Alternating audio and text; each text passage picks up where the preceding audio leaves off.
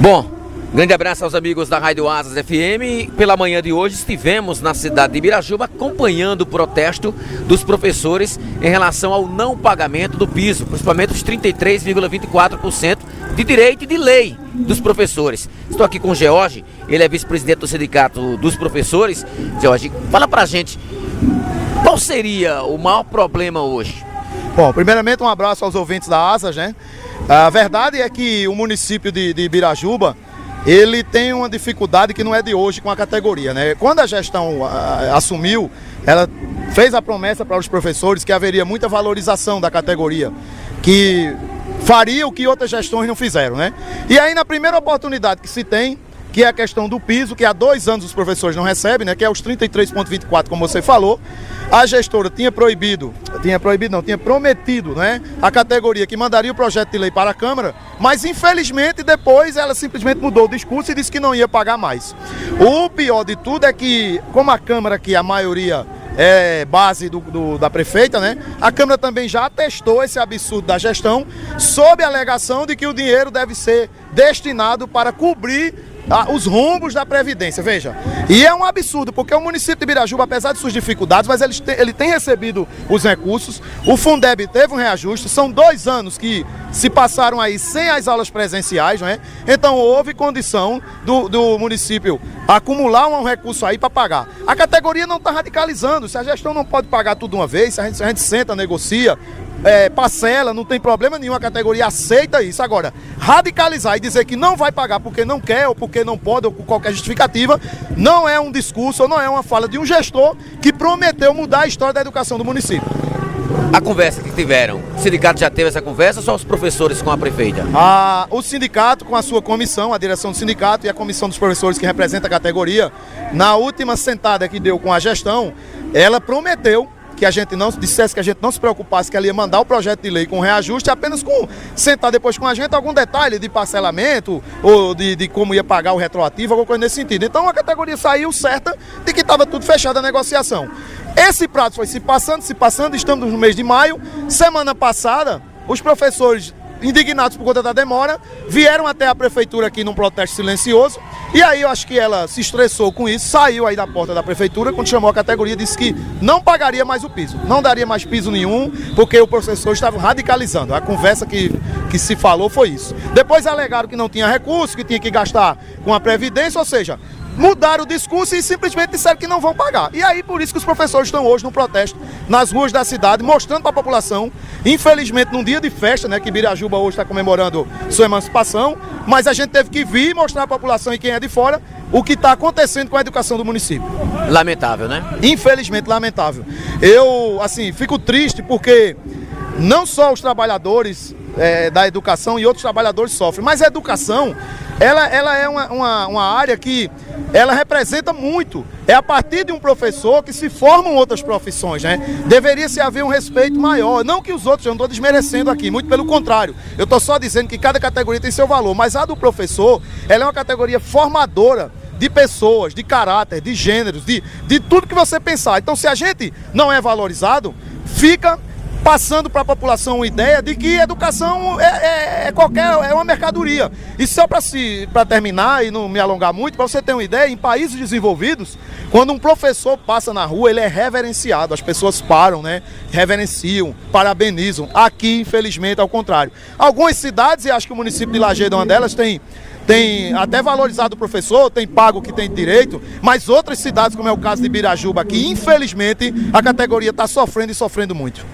Beleza, deixa eu conversar aqui com a professora, representando aqui os professores da cidade de Birajuba. Como é seu nome? Simone. Simone, é um fato lamentável, né? Vocês hoje fizeram essa paralisação com o intuito justamente de fazer esse protesto de uma forma, claro, evidente, de direito de vocês, cobrando também esse direito que é de vocês, esse 33,24%. Verdade. Hoje, para nós, é um momento de muita tristeza, porque estamos deixando de estar nas nossas salas de aula com o nosso aluno, que merece todo o nosso respeito, para estarmos aqui reivindicando um direito que está sendo negado da categoria. Tentamos em várias vezes negociar com a gestão, ela se propôs a pagar, depois voltou atrás, e na última semana do mês de abril ela nos disse que não seria mais possível. Então isso só nos restou a oportunidade de virmos às ruas para fazer essa reivindicação. Porque nosso aluno, ele merece uma educação de qualidade. E nós estamos hoje aqui não só lutando pelo nosso piso, mas também por melhorias na educação, a qual nós vemos que está à beira de um abismo. Está tristemente com muitas falhas.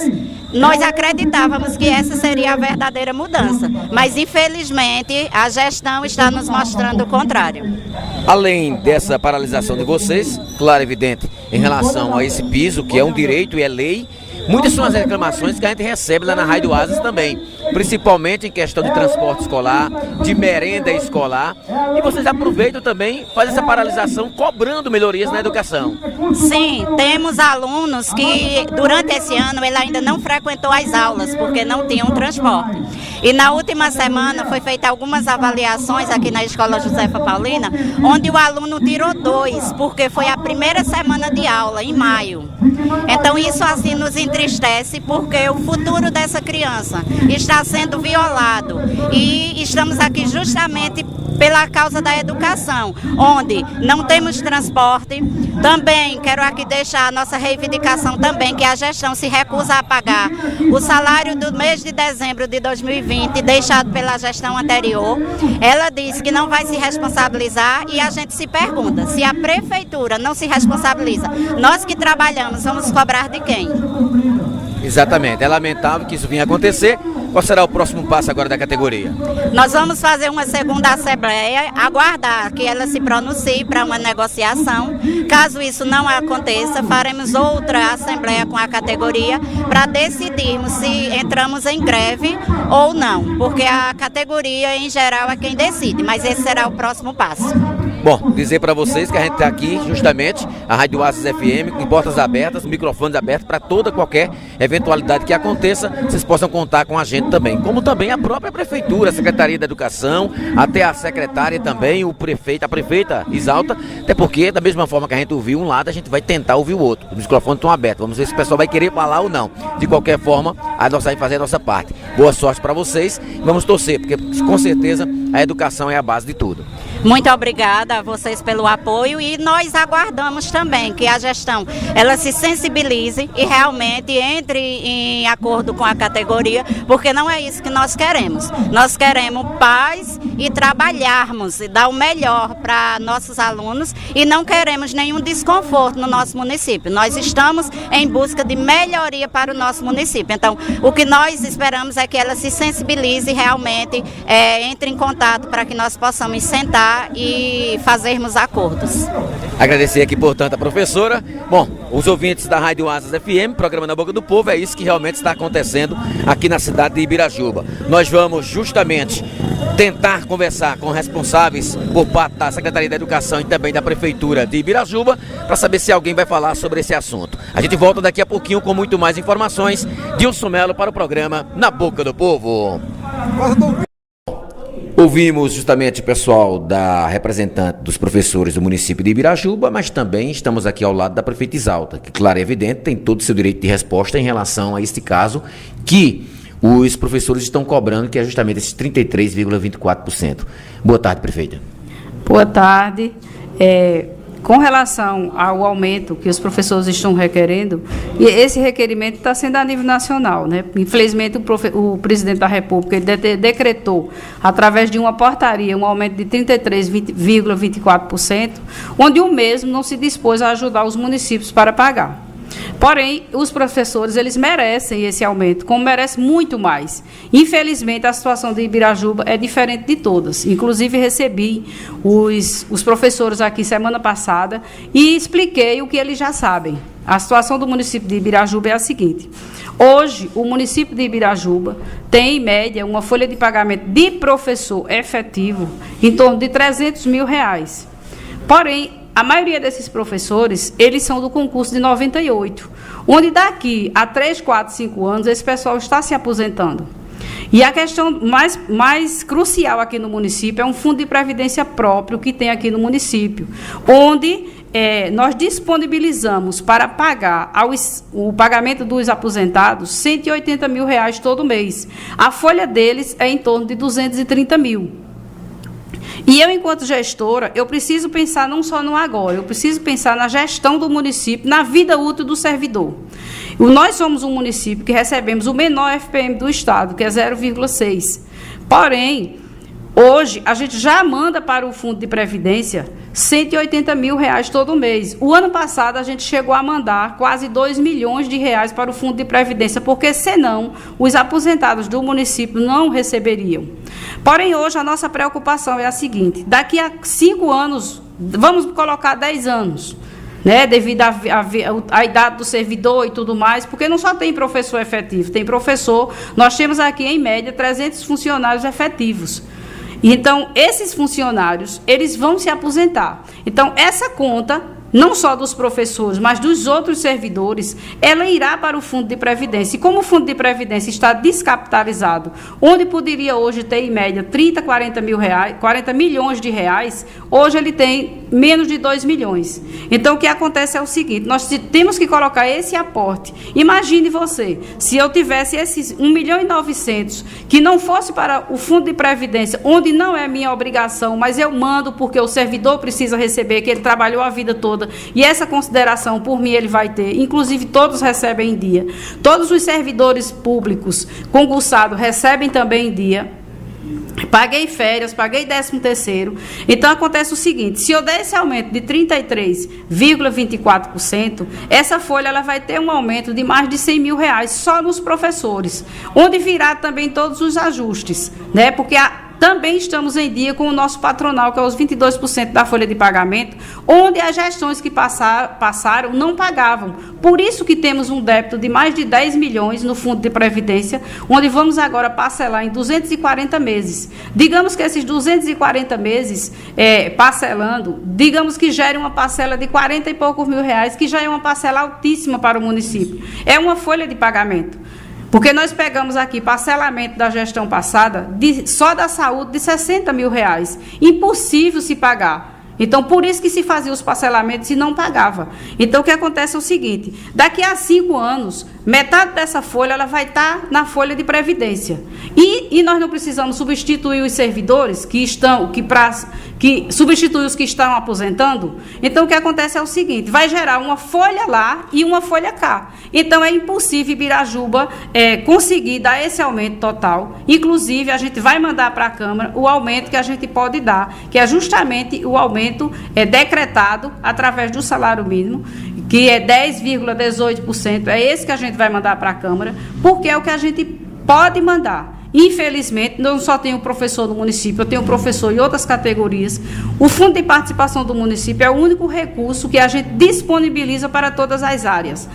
Todos os prefeitos sabem que nós temos uma Secretaria de Assistência Social que lida com a fome, com a miséria, com a pessoa que morre e não tem como se enterrar, com o aluguel social, com os benefícios eventuais, que nós também disponibilizamos para lá em média de 130 mil reais todo mês. Temos a saúde do município de Ibirajuba, que para manter o hospital nós recebemos 17.800 de MAC. Isso não dá para pagar 2 médicos. Nós temos, em média, 30 funcionários durante o dia. Então, tudo isso é mantido com o quê? Com o FPM. E nós mandamos para a saúde mais de 200 mil reais todo mês. Pegamos uma pandemia em 2021, onde em 2020 o município recebeu mais de 2 milhões para o Covid. E não ficou um centavo na conta. Nós, em 2021, eu, enquanto prefeita, digo e reafirmo, não recebemos um centavo do governo federal para a Covid e pegamos o pico da doença. E tivemos que manter tudo isso funcionando. Então, acontece o seguinte: tudo isso fez com que o município tivesse esse choque de gestão em saber que tínhamos esse débito que nós vamos parcelar, que é do Fundo de Previdência, e temos também ainda mais 300 mil reais de CELP, que parcelamos e estamos pagando, em média, quase 20 mil todo mês de CELP. Quer dizer, são situações que o município de Ibirajuba é diferente dos demais. Um município que tem um ICMS baixíssimo, porque nós não temos empresa, nós não temos como... Nem o IPTU aqui é difícil de se receber, porque isso é uma política que vem de 38 anos. E eu, enquanto gestora desse município, se eu fizer isso, eu vou estar impossibilitando o município de caminhar daqui a 5 anos, daqui a 10 anos e assim sucessivamente. Agora, eu eu vou também lhe explicar o seguinte: por que que esse povo, esses funcionários, eles não foram para o regime geral da Previdência, agora quando a gente assumiu? Por quê? O regime não aceita o regime geral. Por quê? Porque esse povo contribuiu para o regime geral de 98 a 2000. E de 2001 até agora, eles contribuem para um regime próprio. Então, o regime geral, ele só recebe se a prefeitura mandar para lá todos os valores de INSS funcional e mais o patronal que seria devido de cada servidor. Que a gente fez uma média, dá em média 240 mil de cada servidor para ir para o regime geral, para poder esse pessoal ir. Então, assim, veja, quem tem regime próprio de previdência está impossibilitado de dar esse aumento. Eu, pelo menos, eu não consigo dar, porque também tem a questão do limite prudencial, que a lei de responsabilidade fiscal é muito maior, e diz o seguinte, que nós não podemos ultrapassar os 54% com folha de pagamento. Com esse montante de 33,24, a gente já ultrapassa. Existe uma possibilidade que é dos municípios que hoje estão nessa situação de regime geral de previdência, regime próprio, ter essa dificuldade. E nós estamos em dia com todos os nossos patronais junto à Previdência Própria e estamos trabalhando para que a gente, durante a minha gestão, a gente não deixe de pagar. Porém, Birajuba tem esse elevado despesa que foi gerada não por mim, mas por outra gestão passada. Inclusive, nós contratamos um atuarial para fazer um estudo e ele viu que pela vida útil do servidor, a partir do momento que ele se aposenta, que seria em média 35 anos. Por que 35 anos? Porque se se aposenta hoje, você tem uma expectativa de vida de viver mais 20 anos depois da sua aposentadoria. Mas se você tem uma esposa e chega a falecer, o que é que acontece? Essa esposa é sua dependente. Se tem um filho menor é seu dependente. Então, a expectativa é em torno de 35 anos. Então, nesse estudo que o atuarial fez, nós temos um déficit no Fundo de Previdência do município de 52 milhões. Não sou eu que estou dizendo, não. E nós contratamos servidores para fazer esse estudo. Então, a situação do servidor de Ibirajuba é diferente. Então, assim, o que eu acho incrível é que eu já conversei com os servidores, já expliquei, principalmente professor, já falei com eles sabem da situação, que eles correm um grande risco de não poder se aposentar no tempo hábil, de dizer assim, completei meu tempo de serviço, eu quero me aposentar, mas não tem dinheiro. Mas isso quem gerou tudo não fui eu, não. Foram gestões passadas. Foram 38 anos nessa situação e esse fundo de previdência tem 21 anos. Então, assim, como é que uma pessoa que, graças a Deus, estudei, que entendo, que trabalho direto com meus contadores, com meus advogados, que a gente tem essa situação, que a gente está vendo que é um caos para o município, eu vou fazer isso para beneficiar uma categoria, não que eles não mereçam. Eles merecem sim. Mas, infelizmente, é a situação do município que não foi causada por Maria Exalta, não. Foi causada por gestões passadas, que não tiveram esse zelo com o servidor. Não é justo você chegar e dizer assim, eu trabalhei 10, 15, 20 anos, quando você chega no INSS, você não tem um centavo que foi depositado. Inclusive, a gente tem casos de pessoas aqui em Birajuba, que trabalhou 15 anos aqui, foi para São Paulo, lá trabalhou mais 10 anos, 15 anos, completou os 30 anos, quando foi no INSS, só tinha os 15 anos que trabalhou em São Paulo. Os que trabalhou na Prefeitura de Ibirajuba não existe, que você sabe que o regime geral, ele é a nível nacional, onde você tiver, você resgata o seu direito. Mas, infelizmente, Ibirajuba teve essa gestão que passaram, que trataram o servidor dessa forma. Então, não sou eu, Exalta, que estou tratando o servidor dessa forma. Inclusive, assim, uma coisa que eu gostaria de dizer a eles é o seguinte, lutem pela categoria de vocês, mas a partir do momento que você mistura política, você perde o seu direito, porque o político está ali para ser estrela, para querer ser o bom. Mas, infelizmente, o vice-prefeito que está acompanhando eles é uma pessoa que ele não teve a coragem de enfrentar essas dificuldades que eu estou enfrentando. Eu sou mulher, ele sabe da realidade do município, porque ele foi vereador aqui por 5 ou 6 mandatos, ele sabe, às vezes, que ele saiu dos partidos porque ele não era conivente com as políticas anteriores. E hoje ele está aí para defender a pele dele. Mas eu gostaria de dizer aos professores, lutem vocês só, porque a partir do momento que vocês misturam com política, isso dificulta para vocês. E a realidade aqui, a nossa vida é um livro aberto, a nossa gestão é um livro aberto, o Portal da Transparência é um livro aberto. Eu só queria que eles entendessem. E dizer também que podem fazer manifestações, podem fazer o que quiser, é direito deles, mas não comporta, não é uma situação minha, é uma situação da gestão, do município, do financeiro do município. Então, assim, Infelizmente, eles têm que fazer isso, porque eles têm todo o direito de fazer. Inclusive, já recebi vários aqui, coisa que na gestão passada eles não eram recebidos. Quando eles chegavam, que falavam com os gestores, eles diziam assim, procure a justiça. E eles têm todo o direito de procurar a justiça. Mas, infelizmente, Ibirajuba é uma situação diferente da maioria dos municípios. E a gestão passada não tiveram esse zelo pelo servidor. Mas eu estou tendo esse cuidado, por quê? Porque quando eu sair daqui, outros gestores vêm e vai chegar ao ponto, Dilson Melo, de Ibirajuba se tornar impossível de se trabalhar por conta desse número de funcionários efetivos que tem e esse débito que tem no Fundo de Previdência, onde quem tem que bancar é a Prefeitura com o FPM. Então, você deixa de fazer um calçamento, você deixa de executar políticas públicas, você tem que colocar dinheiro para pagar os aposentados. E aí, você também, existe uma sensatez da minha parte. Jamais eu vou atrasar uma folha de um aposentado.